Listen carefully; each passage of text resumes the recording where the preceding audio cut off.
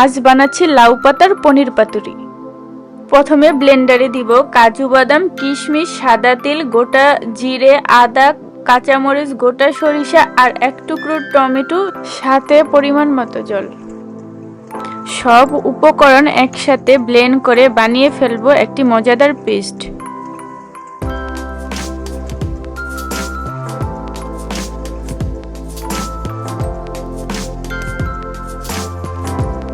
এবার সেই পেস্টে মিশিয়ে দিই হলুদের গুঁড়া, মরিচের গুঁড়া, 1 চিমটি হিং, পরিমাণ মতো লবণ, কোচানো ধনেপাতা আর গ্রানে ভরপুর সরিষার তেল।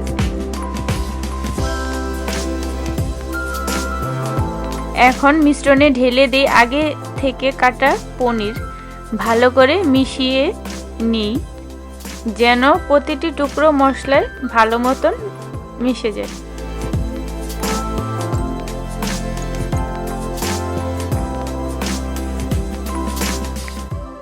এবার একটি লাউ পাতা নিই, তার উপর দুই চামচ পনির পেস্ট, উপরে একটি কাঁচামরিচ আর 1 ফোঁটা সরিষার তেল ছড়িয়ে দিই।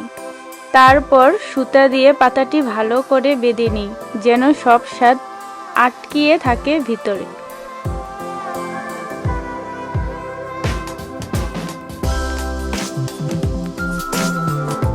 ফ্রাই প্যানে অল্প পরিমাণে সরিষার তেল গরম করি, একে একে পাতুরি বসিয়ে ঢেকে দিই। মাঝারি আঁচে ভাজি যতক্ষণ না লাউ পাতার গায়ে হালকা বাদামি ছাপ পড়ে।